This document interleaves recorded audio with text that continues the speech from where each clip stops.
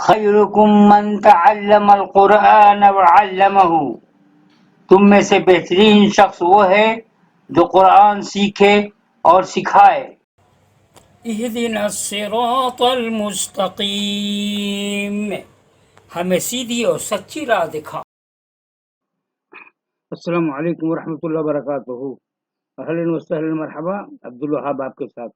دوستو، آج میں حسب معمول آپ لوگوں کے سامنے سورہ یونس آیت نمبر 31 to 40 تک تلاوت کروں گا انشاءاللہ تعالی۔ اسے میں نے مطالعہ کر لیا ہے۔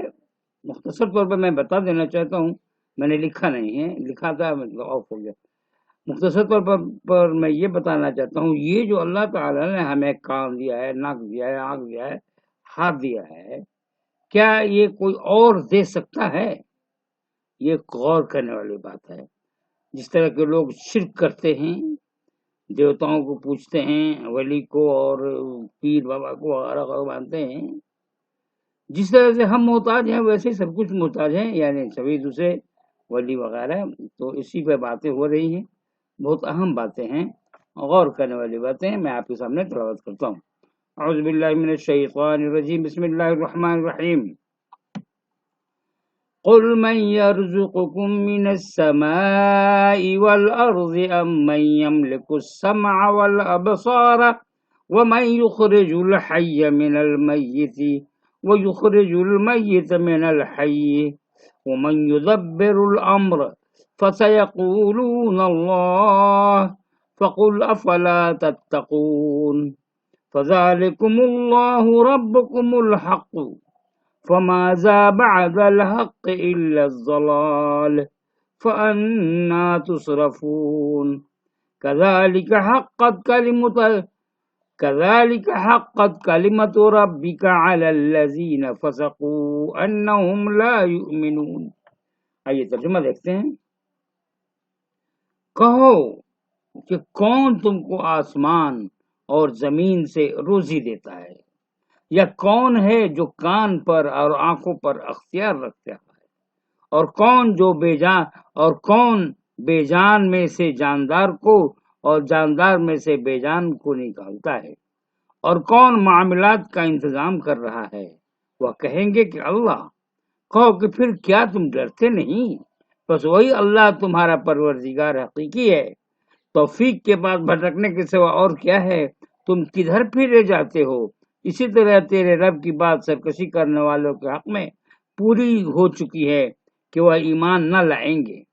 تفسیر دیکھتے ہیں۔ انسان کو رزق کی ضرورت ہے۔ یہ رزق انسان کو کیسے ملتا ہے؟ کائنات کے مجموعی عمل سے۔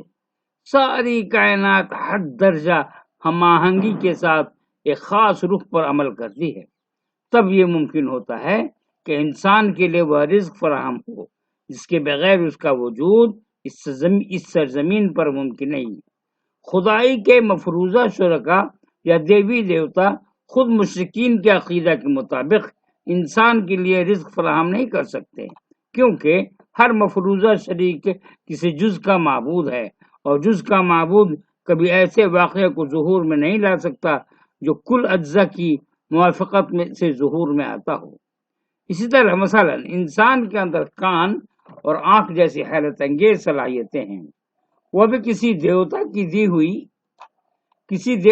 ہوئی نہیں ہو سکتی۔ دیوی دیوتا یا تو خود ان صلاحیتوں سے محروم ہیں، یا اگر کسی مفروضہ معبود کے اندر یہ صلاحیتیں ہوں تو وہ ان کا خالق نہیں، حتیٰ کہ خود اس سے یہ صلاحیتیں ویسی ہی چھن جاتی ہیں جیسے عام انسانوں سے چھن جاتی ہیں۔ اسی طرح بے جان چیزوں میں جان ڈالنا اور جاندار کو بے جان کر دینا بھی مفروضہ معبودوں کے لیے ممکن نہیں۔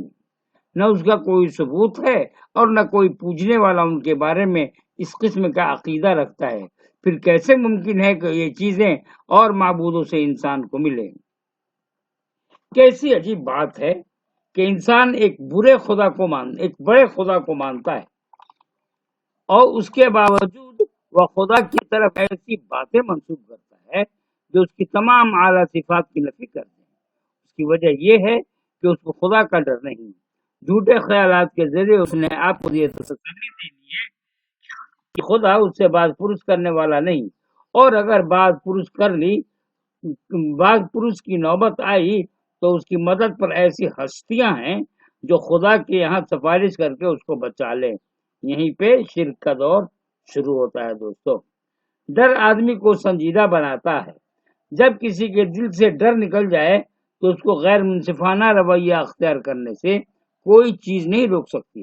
ایسا آدمی سرکش ہو جاتا ہے، اور سرکش آدمی کبھی سچائی کا اعتراف نہیں کرتا۔ آئیے تلاوت کرتا ہوں۔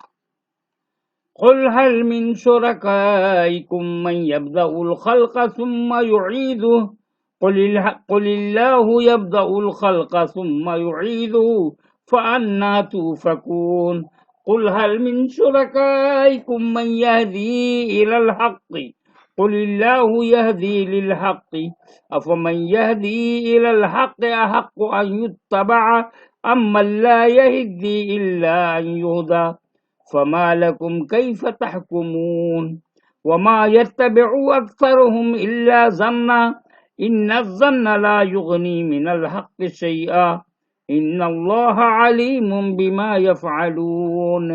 ترجمہ، کہو کیا تمہارے ٹھہرائے ہوئے شریکوں میں کوئی ہے جو پہلی بار پیدا کرتا ہو پھر وہ دوبارہ بھی پیدا کرے؟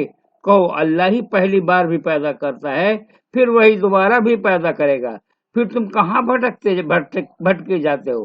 کہو کیا تمہارے شرکا میں کوئی حق ہے جو حق کی طرف رہنمائی کرتا ہو؟ کہہ دو کہ اللہ ہی حق کی طرف رہنمائی کرتا ہے، پھر جو حق کی طرف رہنمائی کرتا ہے وہ پیروی کیے جانے کا مستحق ہے، یا وہ پیروی کیے جانے کا مستحق ہے، یا وہ جس کو خود ہی راستہ نہ ملتا ہو بلکہ اسے راستہ بتایا جائے۔ تم کو کیا ہو گیا ہے؟ تم کیسا فیصلہ کرتے ہو؟ ان میں سے اکثر گمان کی پیروی کر رہے ہیں، اور گمان حق بات میں کچھ بھی کام نہیں آتا۔ اللہ کو خوب معلوم ہے جو کچھ وہ کرتے ہیں۔ تفسیر دیکھتے ہیں۔ اللہ کے سوا جن کو خدائی کا مقام دیا جاتا ہے، خواہ وہ انسان ہو یا غیر انسان، کوئی بھی یہ طاقت نہیں رکھتا کہ وہ کسی غیر موجود کو موجود کر دے۔ یہ صرف اللہ ہے جس کے لیے تخلیق کا عمل ثابت ہے، اور جب تخلیق کا عمل ایک بار اللہ کے لیے ثابت ہے تو اسی سے یہ بھی ثابت ہو جاتا ہے کہ اس کا اعادہ کر سکتا ہے اور کرے گا۔ پھر جب وجود اول اور وجود ثانی دونوں کا اختیار صرف ایک اللہ کو ہے تو دوسرے شریکوں کی طرف توجہ لگانا بالکل عبث بیکار ہے۔ ان سے آدمی نہ اپنی پہلی زندگی میں کچھ پانے والا ہے اور نہ دوسری زندگی میں۔ یہی معاملہ رہنمائی کا ہے۔ اللہ رہنمائی کرتا ہے۔ یہ چیز پیغمبروں کی ہدایت سے ثابت ہے۔ پیغمبروں نے جس ہدایت کو خدائی ہدایت کا کر انسان کے سامنے پیش کیا وہ مسلم طور پر ایک ہدایت ہے۔ اس کے برعکس شریکوں کا حال یہ ہے کہ وہ یا تو سرے سے اس قابل نہیں کہ وہ انسان کو حق اور ناحق کے بارے میں کوئی علم دے، مثلا یا وہ اپنی کمیوں اور محدودیتوں کی وجہ سے خود رہنمائی کے محتاج ہیں، کہ وہ دوسروں کو کوئی واقعی رہنمائی فراہم کرے، مثلا انسانی معبود۔ جب صورتحال یہ ہے تو انسان کو صرف ایک خدا کی طرف رجوع کرنا چاہیے، نہ کہ فرضی شریکوں کی طرف۔ شرک کا کاروبار کسی واقعی علم پر قائم نہیں ہے، بلکہ وہ مفروضات اور قیاسات پر قائم ہے۔ کچھ ہستیوں کے بارے میں بے بنیاد طور پر یہ رائے قائم کر لی گئی ہے کہ وہ خدائی صفات کے حامل ہیں، حالانکہ اتنی بڑی رائے کسی حقیقی علم کے بنیاد پر قائم کی جا سکتی ہے، نہ کہ محض اٹکل اور قیاس کی بنیاد پر۔ تلاوت کرتا ہوں۔ وما كان هذا القرآن أن يفترى من دون الله ولكن تصديق الذي بين يديه وتفصيل الكتاب لا ريب فيه من رب العالمين أم يقولون افتراه قل فأتوا بسورة مثله وادعوا من استطعتم من دون الله إن كنتم صادقين بل كذبوا بما لم يحيطوا بعلمه ولما يأتهم تأويله كذلك كذب الذين من قبلهم فانظر کیف کان عاقبۃ الظالمین۔ ترجمہ دیکھتا ہوں۔ اور یہ قرآن ایسا نہیں کہ اللہ کے سوا کوئی اس کو بنا لے، بلکہ یہ تصدیق ہے ان پیشن گوئیوں کی جو اس کے پہلے موجود ہیں، اور کتاب کی تفصیل ہے، اس میں کوئی شک نہیں کہ وہ خداوند عالم کی طرف سے ہے۔ کیا لوگ کہتے ہیں کہ اس شخص نے اس کو گھڑ لیا ہے؟ کہو کہ تم اس کی مانند کوئی صورت لے آؤ، اور اللہ کے سوا تم جس کو بلا سکو بلا لو اگر تم سچے ہو، بلکہ یہ لوگ اس چیز کو جھٹلا رہے ہیں جو ان کے علم کے احاطے میں نہیں آئی اور جس کی حقیقت ابھی ان پر نہیں کھلی۔ اسی طرح ان لوگوں نے بھی جھٹلایا جو ان سے پہلے گزرے ہیں۔ پس دیکھو ظالموں کا انجام کیا ہوا، پس دیکھو کہ ظالموں کا انجام کیا ہوا۔ قرآن اپنی دلیل آپ ہے۔ قرآن کا مافوق انداز کلام انتہائی طور پر ناقابل تقلید ہے، اور یہی واقعہ یہ ثابت کرنے کے لیے کافی ہے کہ قرآن ایک غیر انسانی کلام ہے۔ اگر وہ کسی انسان کا کلام ہوتا تو یقیناً دوسرے انسانوں کے لیے بھی یہ ممکن ہونا چاہیے تھا کہ وہ اپنی کوشش سے ویسا ہی ایک کلام بنا لیں۔ قرآن کے کلام الہی ہونے کا دوسرا ثبوت یہ ہے کہ وہ ان پیشن گوئیوں کی تصدیق ہے جو اس کے بارے میں پہلے سے آسمانی صحیفوں میں موجود ہے۔ آسمانی تعلیمات کے حامل قومیں پہلے سے ایک آخری ہدایت نامہ کی منتظر تھی۔ قرآن اسی انتظار کا جواب بن کر آیا ہے، پھر اس میں شک کرنے کی کیا ضرورت ہے؟ مزید یہ کہ وہ کتاب کی تفصیل ہے، یعنی وہ الہی تعلیم جو تمام انسانی کتابوں کا خلاصہ ہے، انہی کو وہ صحیح اور بے آمیز روپ میں پیش کرتا ہے۔ یہ ایک واضح قرینہ ہے جس سے ظاہر ہوتا ہے کہ قرآن اسی خدا کی طرف سے آیا ہے جس کی طرف سے پچھلی آسمانی کتابیں آئی تھیں۔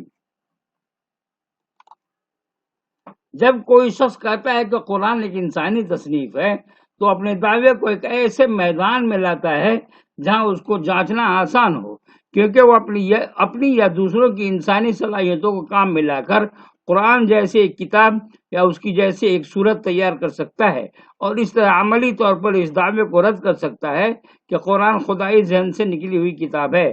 مگر قرآنی چیلنج کے باوجود کسی کا ایسا نہ کر سکنا آخری طور پر ثابت کر رہا ہے کہ قرآن کو انسانی کتاب کہنے والوں کا دعویٰ درست نہیں ہے۔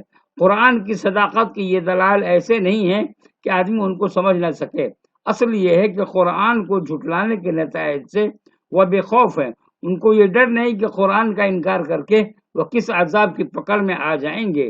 ان کی مخالفانہ روش کی وجہ سے وہ غیر سنجیدگی ہے جو ان کی بے خوفی کی وجہ سے پیدا ہوئی ہے، نہ کہ کسی قسم کا عقلی اور استدلالی اطمینان۔ تو تھوڑا سا اور تلاوت ضروری ہے۔